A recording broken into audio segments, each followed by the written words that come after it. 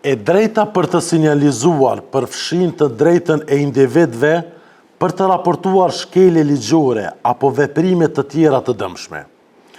Kjo e drejtë është e rëndësishme për të punësuarit në sektorin publik dhe privat, të cilët shpesh kanë informacione të rëndësishme se një shkelje ka ndodhur, është duke ndodhur apo ka gjosa që të ndodhë. Sinjalizuesit luajnë një rol kyç në parandalimin e dëmit dhe mbrojtjen e interesit publik. Nëse funksionon sistemi sinjalizimit, në atë mënyrë që të punësuarit raportojnë për shkeljet që janë në DNI, atëherë në secilin institucion, kushtimisht, do të ketë një kujdestar të interesit publik. Potenciali për të qenë në DNI për këto shkelje është shumë më i lartë nga të punësuarit brenda institucionit ku ndodh shkelja. Kjo është edhe arsyeja pse sinjalizimi konsiderohet një prej mjeteve më të fuqishme në parandalimin e korrupsionit. Megjithatë, për shkak të raportimit të një shkelje, për të cilën të punësuarit janë informuar gjatë punës së tyre, ata mund të përballen me rrezikun e hakmarrjes nga palët të cilat janë të përfshira në shkeljen e raportuar. Kjo është edhe arsyeja pse në raste të caktuara të punësuarit hezitojnë të raportojnë shkeljet për të cilat janë informuar. Përpos rrezikut nga hakmarrja, mungesa e besimit në institucione dhe në efektshmërinë e procedurave të realizuara mund të jetë njëri prej faktoreve se pse të punësuarit hezitojnë të raportojnë shkeljet për të cilat janë vënë në DNI gjatë ushtrimit të punës së tyre. Duke pasur parasysh rëndësinë e sinjalizimit dhe rrezikun që mund t'u kanosët sinjalizuesve, në përputhje me standardet ndërkombëtare, Kosova tani më ka miratuar ligjin për mbrojtjen e sinjalizuesve. Përpos ligjit, sinjalizimi në sektorin publik është i rregulluar edhe me rregulloren për përcaktimin e procedurës për pranimin dhe trajtimin e rasteve të sinjalizimit. Ligji për mbrojtjen e sinjalizuesve synon të krijojë një mjedis të sigurt për ata që raportojnë shkeljet, ndërsa krijon një ambient të pasigurt për ata që përfshihen në shkelje. Fusha e sinjalizimit dhe mbrojtja e sinjalizuesve është një fushë e re dhe ka një qëllim thelbësor për të ndryshuar kulturën e heshtjes në lidhje me shkeljet që dëmtojnë interesin publik.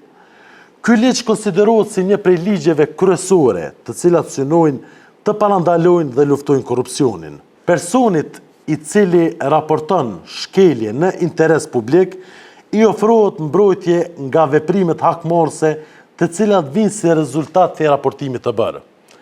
Kësaj kategorie të zyrtarëve u jepet mbrojtje shumë dimensionale nga veprimet të ndryshme hakmarrëse, për të cilat do të flasim në sesionet pasuese të këtij moduli.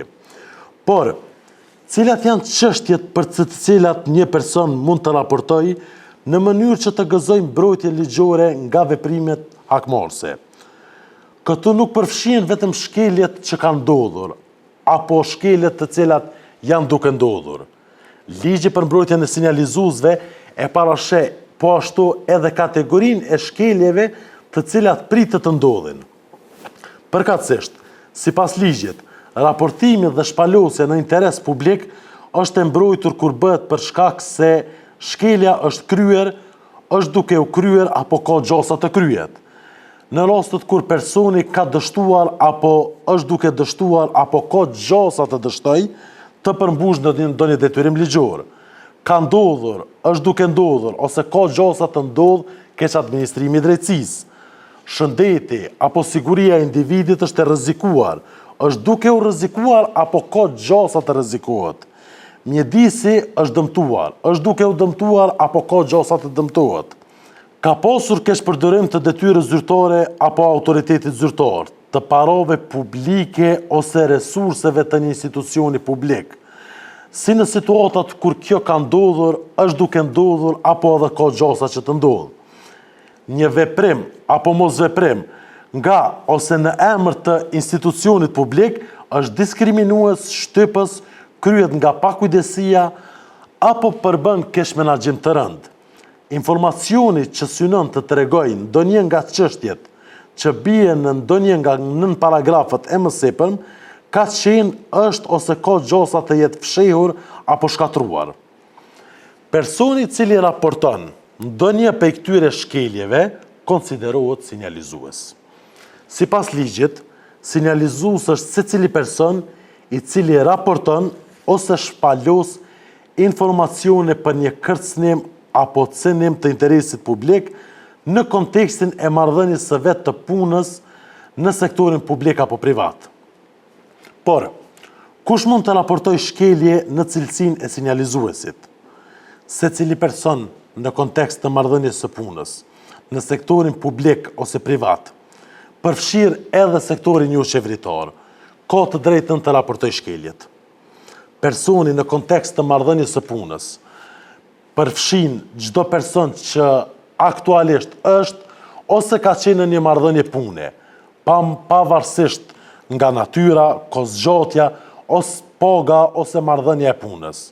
Qoftë ai bashkëpunëtor i jashtëm ose i rostit, vullnetar, praktikant profesional apo praktikant trajnimi, kandidat për punësim, aktivitete vullnetare, praktik profesionale, ose trajtim, ose trajnim, ose person në marrëdhënie kontraktore, punësh, shërbimesh, ose lloje të tjera bashkëpunimi, apo përdorim i shërbimeve të institucionit publik apo subjektit privat, përfshirë kontraktimin ose nën kontraktimin. Duhet theksuar se sinjalizuesi nuk është i detyruar të provojë besueshmërinë dhe vërtetësinë e informacionit që sinjalizon. Fakti që nga sinjalizimi në një mënyrë ose tjetrën mund të përfitojë edhe sinjalizuesi, kjo nuk është ndalesë që sinjalizuesi mos të gëzojë mbrojtje ligjore. Por, keqpërdorimi i sinjalizimit ndalohet.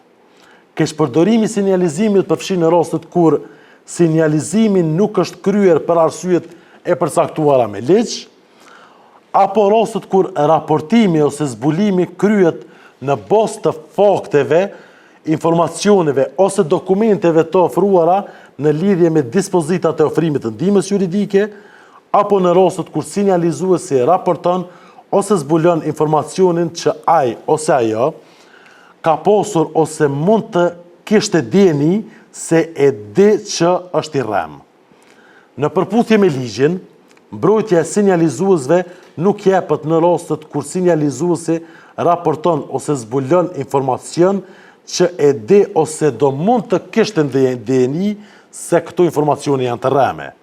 Si rezultat i raportimit të rrejshëm, personi i caktuar mund të jetë subjekti përgjegjësisë disiplinore brenda institucionit ku punon, përgjegjësisë civile nëpërmjet ngritjes së padisë nga institucioni ose ndonjë pol tjetër që është dëmtuar nga raportimi i rremeve dije, apo edhe përgjegjësinë penale për deklarim të rrem në situata të caktuara kur plotësohen elementet e veprës penale. Personi kundër të cilit është bërë kallëzim apo zbulim i rrem mund të paraqesë kërkesë për kompenzim dëmi në gjykatën kompetente. Si terminologji, sinjalizuesi duhet të dallohet nga zyrtari për trajtimin e sinjalizimit. Përderisa sinjalizuesi është personi i cili ka raportuar një shkelje, zyrtari për trajtimin e rasteve të sinjalizimit është zyrtari caktuar nga institucionet publike, i cili është i mandatuar për të trajtuar rastet e sinjalizuara. Procedura për të sinjalizuar, procedura e hetimit të rasteve të sinjalizuara, mbrojtja e sinjalizuesve e çështje të tjera lidhur me sinjalizimin do të trajtohen në detaje në sesionet pasuese të këtij moduli.